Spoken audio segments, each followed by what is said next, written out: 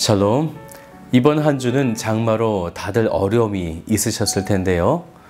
우울한 분위기의 한 주였을지 모르겠지만 날마다 우리에게 새 힘을 주시는 주님과 오늘 하루 더 힘있게 살아가시기를 주님의 이름으로 축복합니다.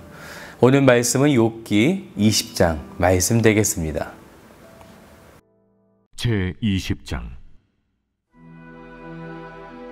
나아마 사람 소발이 대답하여 이르되, 그러므로 내 초조한 마음이 나로 하여금 대답하게 하나니 이는 내 중심이 조급함이니라.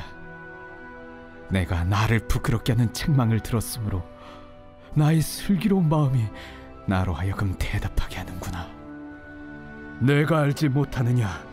예로부터 사람이 이 세상에 생긴 때로부터 악인이 이긴다는 자랑도 잠시요 경건하지 못한 자의 즐거움도 잠깐이니라. 그 존귀함이 하늘에 닿고 그 머리가 구름에 미칠지라도 자기의 똥처럼 영원히 망할 것이라. 그를 본 자가 이르기를 그가 어디 있느냐 하리라. 그는 꿈같이 지나가니 다시 찾을 수 없을 것이요 밤에 보이는 환상처럼 사라지리라. 그를 본 눈이 다시 그를 보지 못할 것이요 그의 처소도 다시 그를 보지 못할 것이며 그의 아들들은 가난한 자에게 은혜를 구하겠고 그도 얻은 재물을 자기 손으로 도로 줄 것이며 그의 기골이 청년같이 강장하나 그 기세가 그와 함께 흙에 누우리라.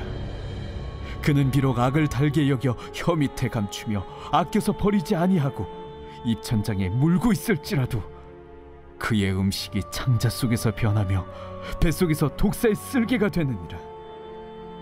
그가 재물을 삼켰을지라도 토할 것은 하나님이 그의 배에서 도로 나오게 하심이니 그는 독사의 독을 빨며 뱀의 혀에 죽을 것이라.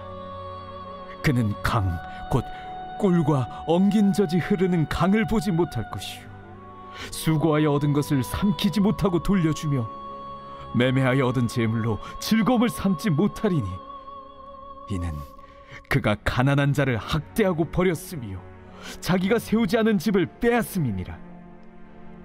그는 마음의 평안을 알지 못하니 그가 기뻐하는 것을 하나도 보존하지 못하겠고 남기는 것이 없이 모두 먹으니 그런즉 그 행복이 오래가지 못할 것이라.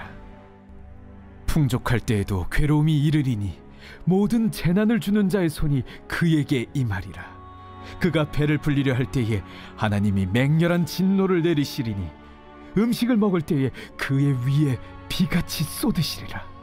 그가 철병기를 피할 때는 놋화살을 쏘아 꿰뚫을 것이요 몸에서 그의 화살을 빼낸즉 번쩍번쩍하는 촉이 그의 쓸개에서 나오고 큰 두려움이 그에게 닥치느니라. 큰 어둠이 그를 위하여 예비되어 있고 사람이 피우지 않은 불이 그를 멸하며 그 장막에 남은 것을 해치리라. 하늘이 그의 죄악을 드러낼 것이요 땅이 그를 대항하여 일어날 것인즉 그의 가산이 떠나가며 하나님의 진노의 날에 끌려가리라. 이는 악인이 하나님께 받을 분깃이요 하나님이 그에게 정하신 기업이니라. 지금까지 세 명의 친구들 모두는 율법적인 사람들이었죠. 그렇기 때문에 그들의 논점에는 틀린 점이 하나도 없는 듯해 보입니다. 하지만 그들의 위로는 희망과 소망을 주는 말들이 아니라 상대방에게 번뇌와 괴로움을 주는 말들이었다라는 것이죠. 오늘 여러분들은 어떤 말들을 사용하고 계신가요? 다른 사람들에게 희망과 용기를 주는 말을 하고 계신가요? 아니면 욥의 세 명의 친구들처럼 상대방을 자기의 생각대로 정죄하고 번뇌를 주는 말들을 하고 계신가요? 욥의 이야기가 이제 거의 절반을 흐르고 있는데요. 욥의 이야기를 통해 주시는 하나님의 메시지를 분명히 듣게 되시기를 주님의 이름으로 축복합니다. 오늘 20장의 말씀은 욥의 세 번째 친구였던 소발의 두 번째이자 마지막 변론이 되어집니다. 왜냐하면 소발은요, 다른 친구들이 세 번씩 변론할 때에 마지막은 그저 침묵하고 있었기 때문인데요. 그는 두 번째 변론에서도 역시나 이렇게 프레임을 가지고 있었어요. 욥은 악인이다. 이렇게 가두어 두고 지금 그를 향해서 이야기를 전개합니다. 그래서 5절을 보시면 이렇게 시작하죠. 악인이 이긴다는 자랑도 잠시요 하면서 욥을 여전히 악인으로 치부하면서 악인은 이제 영원히 망한다. 이것을 주장하게 되어집니다. 6절과 7절을 보면 이런 말씀이 있죠.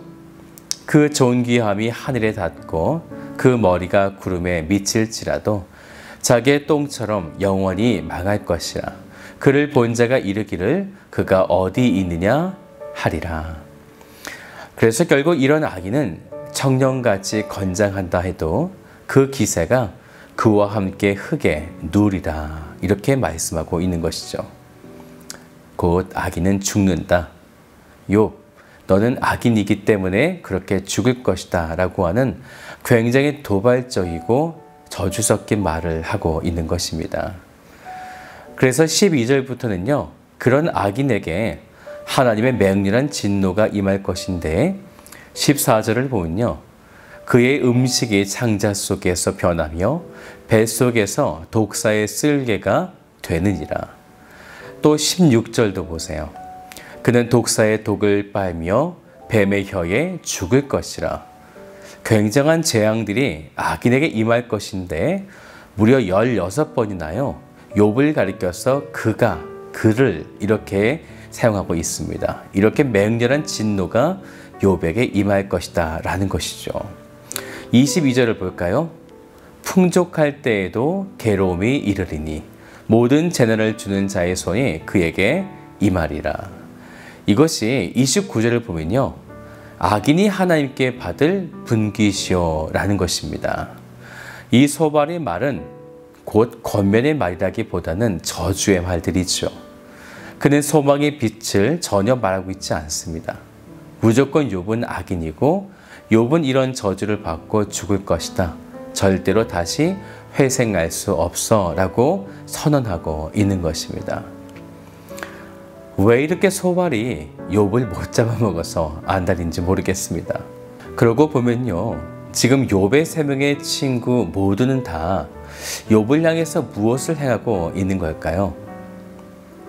절대 살려내는 말을 하고 있지 않아요. 정죄하여 죽이는 말만 하고 있더라는 것입니다. 하나님께서 율법을 주신 이유가 무엇일까요? 우리 자력의 힘으로는 하나님 앞에 나아갈 수 없기 때문에 이 율법을 잘 지켜 행하면서 하나님 앞에 나아갈 수 있는 자격, 즉 은혜를 얻게 되는 것입니다. 그렇기 때문에 율법조차 소생과 회생이라고 하는 의미를 가지고 있는 것이죠. 하지만 욥의 세 명의 친구들을 보세요.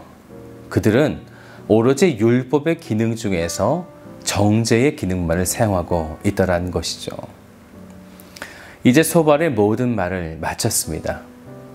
그의 얼굴을 한번 상상해 보세요. 어떨 것 같으세요? 아마 이런 얼굴 아니었을까요? 얼굴이 벌겋게 타오르면서 뭔가 욥을 향해서 씩씩거리고 있는 그런 느낌. 네, 그런 느낌 들지 않으십니까? 상대를 정죄하고 미워하면요.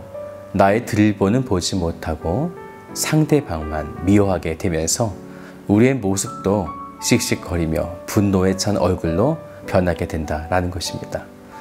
사랑하는 여러분, 욥의 세 명의 친구들이 욥을 탓하기 전에 자신의 모습부터 들여다볼 수 있었다면 얼마나 좋았을까요? 오늘 우리 역시 나의 들보는 바라보지 못하고 혹시 남만 탓하고 있는 것은 아닌지요.